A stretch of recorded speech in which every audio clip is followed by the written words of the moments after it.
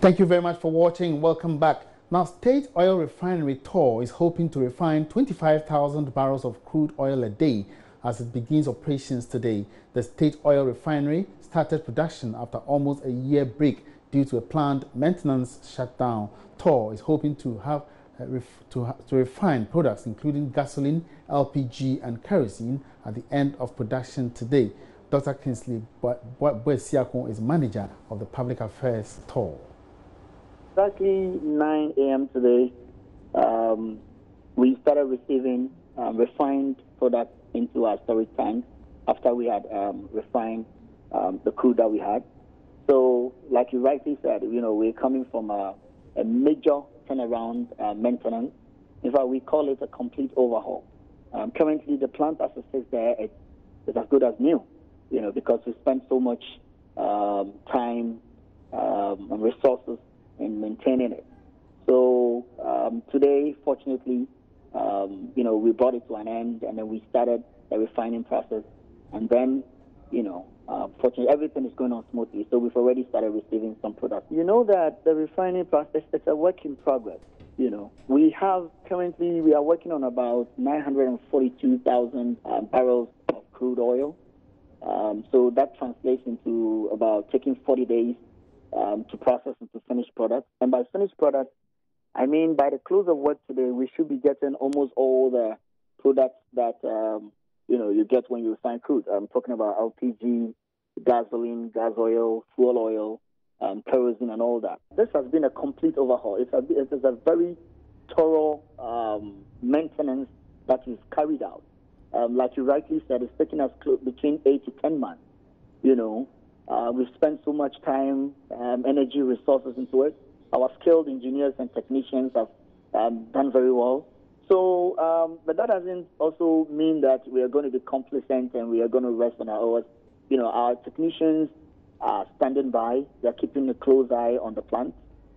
Should anything happen, and that is not our prayer, but should anything happen, guaranteed they're going to attend to it swiftly. But we hope that based on the major turnaround maintenance that we've done, all things being equal, this should be able to, run non-stop for a couple of years, actually. But know that in the refinery business, almost every 2 years we'd have to shut down and do maintenance. And we, the current management takes the shutdown maintenance very seriously. So definitely when it gets to the right time for us to shut down and do maintenance, we're going to do that.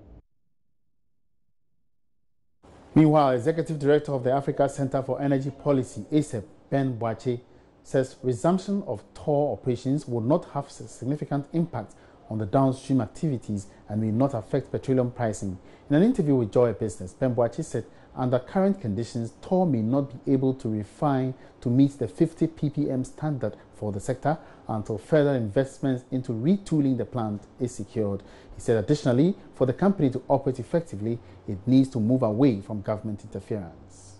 I think what TOR will do is also make its own business case, with its product refinement of the products, because the prices are set using international benchmark prices, and once TOR refines, it's also a business. It can also be a player in the market and also make use of that facility that we have invested money in. It's a national asset and it has to work. What I'm afraid is that TOR in its current state may not be able to refine to the quality that we have, the standard that we have today on the market, which is 50 ppm of sulfur content, but they can still blend.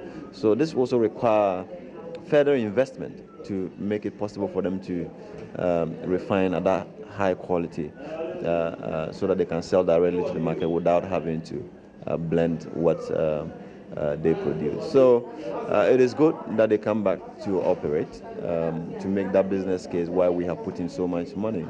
But we need to attract investment. And even going forward, that discussion about private sector participation will have to come back again so that we don't leave it in the hands of government and they shut it down when they want and it comes back on when they want. We lose money by doing that kind of on and off switching. So I think we have to have a process of limiting the hands of government in the way the company operates so that they can be more efficient by injecting private sector into the operations of TOR. In another development, Ghana's petroleum industry is expected to witness a lot more vibrancy this year, especially with significant upstream activity following the country's victory at the Special Chamber of the International Tribunal on the Laws of the Sea, 8 laws, last year. The Africa Center for Energy Policy says in 2018, it expects government to accelerate the process of exploitation of onshore oil and gas resources to boost the industry's development. Executive Director of ASEP, Ben Boakye, in an interview, emphasized government should mitigate the impact of onshore development on human settlements. With Ghana's case against Côte d'Ivoire over, we expect that there will be more interest on our waters. What has happened is that, because there is so much production activity happening in the sector, now we have ENI, we have 10, we have Jubilee producing in that enclave. That enclave seems to be more attractive, and therefore we'll continue to see more investors interested in that terrain. What we have to do in the year is to ensure that the companies that are not performing loses their licenses, so we can give it to companies that are serious and can be active on the blocks, to ensure that Ghana into the future can continue to produce oil. There is a lot more activity also to be done in the Voltaire Basin, where GNPC is also gathering data on. And that is where probably government will also want to look at how do we accelerate the process of engaging citizens that will be affected, communities, because impacts of offshore operations could be much more devastating, than offshore, where it doesn't directly come into contact with people.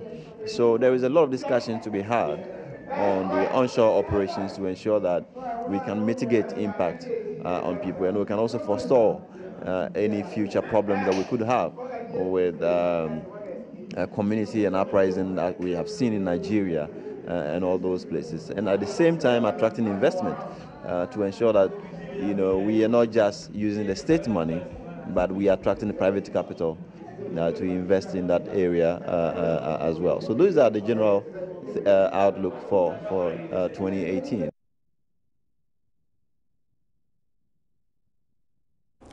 Now, it has been projected by several analysts and global institutions that the Ghanaian economy would experience some exciting times this year. Institutions like the IMF, the World Bank, and other rating agencies, and even some local economists, are forecasting significant economic growth of more than 7% this year. We stepped out to get the views of some Ghanaians on the expectations of the economy this year. I would expect that, and they bring in more investments that can help young businesses thrive in terms of capital from the banks and to help startups. And I believe with their policy of industrialization, one district, one factory, if it's handled very well and effectively, it can bring more and more jobs and can help facilitate growth in the economy. They should implement the one district, one factory, because if there's more industries whereby they can be able to put a stop to a lot of the importation, it will do a lot of good and help promote, give a lot of incentives for individuals who are building businesses and producing in their country. Okay, with the economy, I think the most important thing now is the exchange rate, which of course is very bad now. So if that one improves, I think a lot of things would improve for us and things would get better. The things they are trying to do, let's say from their manifesto, whatever, they should just get them done, especially with that of their rates. That's very bad for us, as if with the banks and, importation and all that. And that's the most important thing. Ghanaians are import dependent. So if that one improves, I think we're going to do better this year. One district, one factory. I think if this is done, it would help the country productively, because it's the situation of unemployment and in all these things. But I think if this thing is brought into existence, at least for the other communities and in other places, they can get something in there. I expect the economy to be better, really, really better. Now, away from that, 6 students of the Presbyterian University College have benefited 18,000 cedi from an 18,000 cedi investment scholarship with the Beige Foundation Youth Excellence League. The Beige Group initiative seeks to recognize and reward exceptional youth talents, particularly in academia. President of the university, Professor Emmanuel Adobing, is confident the partnership between industry and universities will enhance national development. He was speaking at a ceremony to present certificates to the beneficiaries at the FUEL campus. Nana Asensu-Mensah has more in this report. The Youth Excellence League is an empowerment program to train, support and promote youth development. Professor Adobing explains conscious efforts of industry players to support universities through scholarship and internship is a right step in curbing unemployment. He lauds Beige Foundation for the Youth Excellence League to shape students into future leaders. The kind of relationship that we want to see between industry and the universities. The point has always been made that there is a gap between the training of students in the universities and then the expectation of industry. But what Beige Foundation have done today is one practical way of bridging that gap, whereby the industry will begin to identify students within the universities and begin to support them, give them the necessary exposure that they require, so that after their training, they will fit very well into the needs of industry. Besides, things like internship is getting more and more difficult in our country for students to get placement for internship. And if students are going to learn on some of these things, are going to be exposed on some of these things before they graduate, then we need more openings for internship. Industry should be interested in what we do in the universities, and universities should also be interested in what goes on in the industry, so that together we can bridge such gaps, so that our students, when they are ready to, after graduation, they'll be ready to really fit into whatever working environment that industry requires. Director of Beige Foundation, Akosua Korantin Adai, throws more light on the program. The Beige Foundation is the social responsibility arm of Beige, and what we do is that we believe in excellence. So we go all over the country looking for students that have excelled, either academically or non-academically, and we try to give them something small for them to start life with, and apart from that, also to be able to do the same for the communities where they live or the societies where they live, and most importantly, to be able to bridge the gap between academia and industry.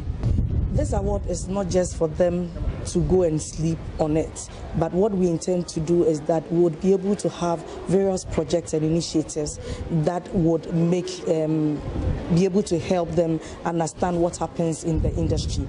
Apart from that, we are growing a network where they would also be able to meet industry players who would be able to give them some basic informations and offer skills development initiatives that can also help them to be able to jump onto the corporate world when they are done with school. One of the beneficiaries, Lily Asari Ousua, finds the award a challenge to work harder to her full potentials. It's a motivation and also a challenge to tell me that I'm not supposed to just sit and then be happy with this, though I'm happy, but also to do more, because now your colleagues are looking up to you, family is looking up to you, so it's a challenge for me to work more. Yeah. Nana Asensu-Mensah reporting for JoyNews. And still in the Ashanti region, cocoa farmers in the Amansie West district are adopting alternative livelihood sources to address challenges they face when the cocoa season ends. Women's group of cocoa farmers in 18 communities in the Amansie West district of the Ashanti region are benefiting from the program. The livelihood program is meant to provide alternative source of livelihood during the off-season of cocoa farming in the country. Pastor Thomas Opong is the president of the Amansie West District Cooperative Cocoa Farmers and Marketing Union.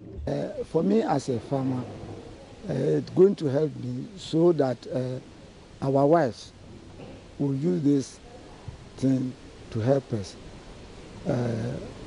When the cocoa is not here, when they are doing all these things, they also earn money to help us to pay our school fees. So it will help all the community. And this, sometimes ago, cocoa farmers are poor. They don't learn anything. If cocoa is not there, they don't get any money. So that we are initiated to give them this oven so that they can use it and make money to help their children. The Business Advisory Center of Amansie District Assembly is therefore partnering CARE International, an international NGO, to provide bakery items for training. Vincent Abeka-Wood says they are providing the technical support for the women farmers. Basically technical skills in baking and confectionery. Yeah, that is the skills we are giving to them. Actually, we have a lot of farmers in Amansie West District.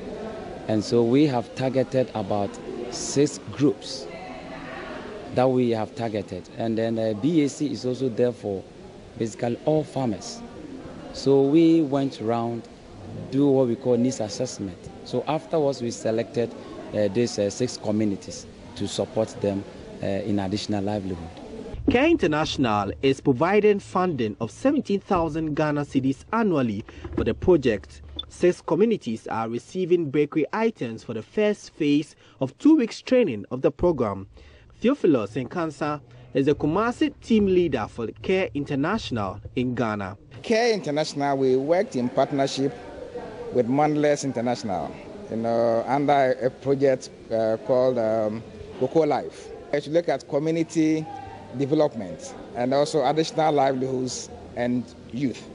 So what we saw here today, this program, was part of the additional livelihoods component of the project we implemented.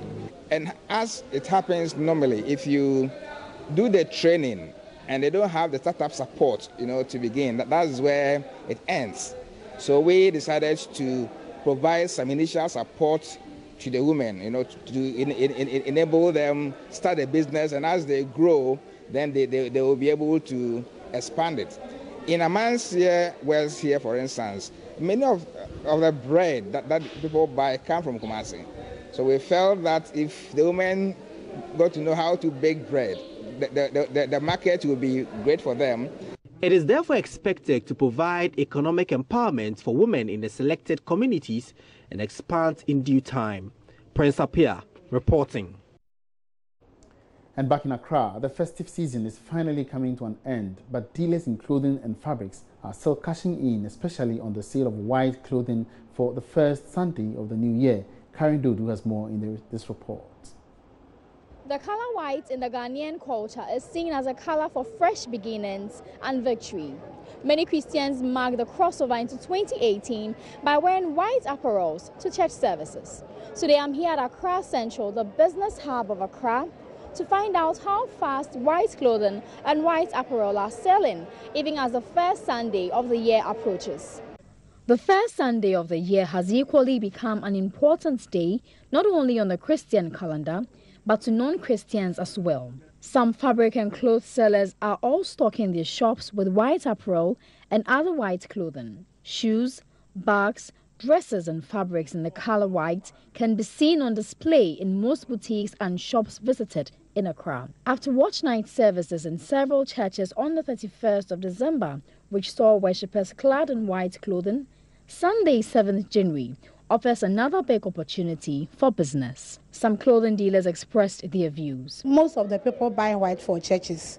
That is why we display the white dresses. And I can see you have dresses, you have blouses, you have bags. Amongst these things, which of the white things are people buying more? Oh, most of them like the white tops. Some of them wait for parties and for occasions. That is why we display the white tops more. Clearly, dealers in already made dresses are cashing in on the sale of white clothing. But how about white fabrics yet to be sewn? Sewa, who has been in the fabric business for over 10 years, says the story is the same with them. December no, and no the end January. January so you go so. ɛno na Christmas no omudidi ani New Year ni nyina omuguso a etwetwa de kakra de maye na omoto ni nyina ba ya na fita na nkrofota because first Sunday of the year na dia obia kwada nyame ase obia kwakire ne do a kire nyame because wa ma afe no abeto no.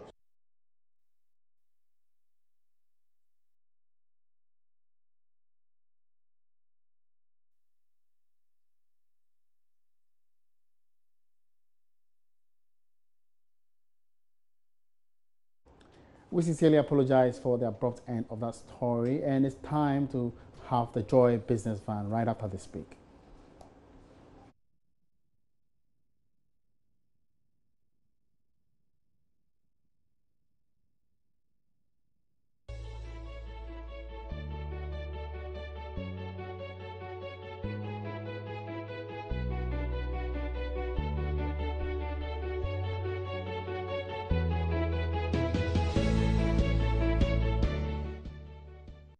Now, a new year has just begun, and it promises to be a good year for entrepreneurs. Among others, government is expected to implement its National Entrepreneurship and Innovation Plan and also enforce the tax holidays for entrepreneurs under 35 years. Today on the Joy Business Van, we bring back the story of one of the inspiring stories featured last year. It's the story of a young entrepreneur, Gideon Padikonote, who found value for a herd of goats left for him as an inheritance. Rearing, butchering, and processing goats in various consumables. These are the goat masters. So this is where my grandparents started it. Gideon leaves me to an inheritance from his grandparents.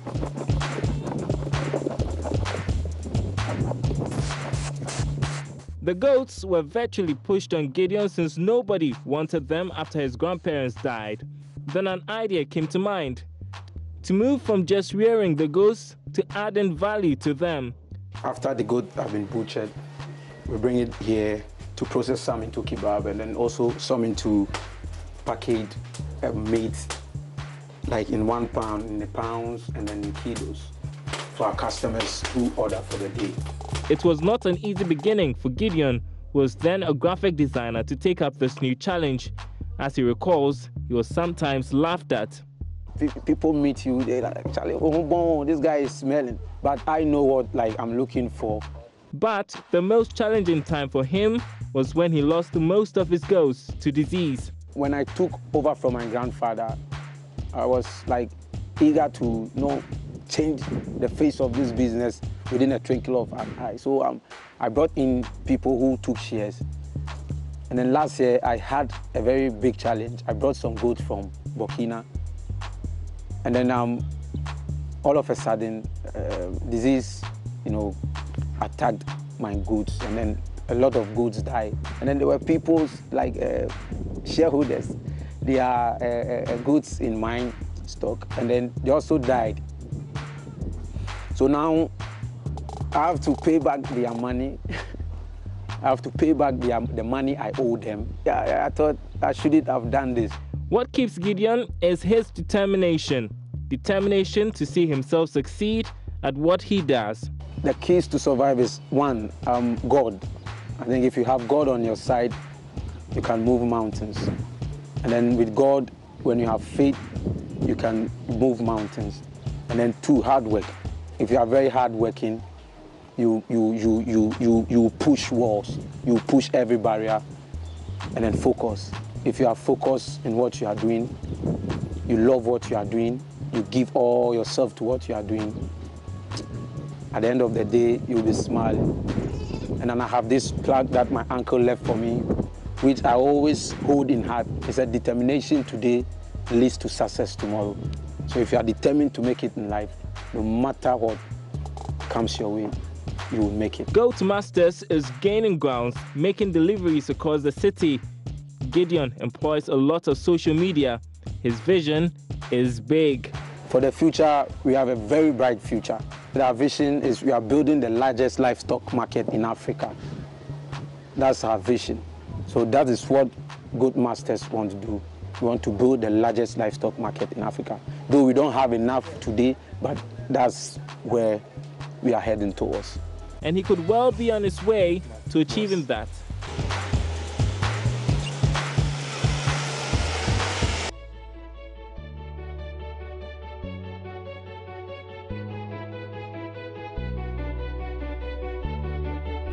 Time now for our interview of the day, and CEO of Dusk Capital Finance, an investment firm, Bernard Osei-Tutu, says the Bank of Ghana must work hard at ensuring that industry players meet the demands under its regulations. Sharing his expectations for the banking sector, Bernard Osei-Tutu is hopeful the central bank's action will stimulate a reduction in interest rates looking forward.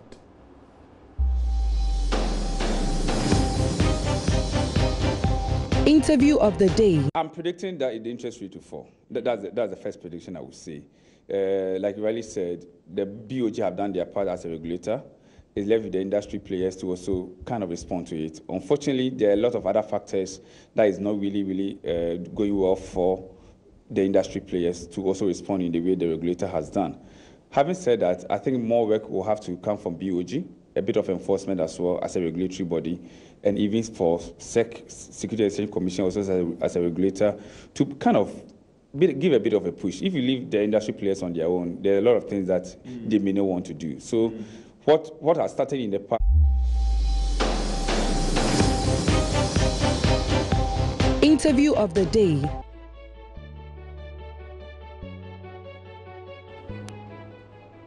And here we wrap up Business Live for today. Many thanks for your company. My name is Emmanuel Ampaji. We have a good evening.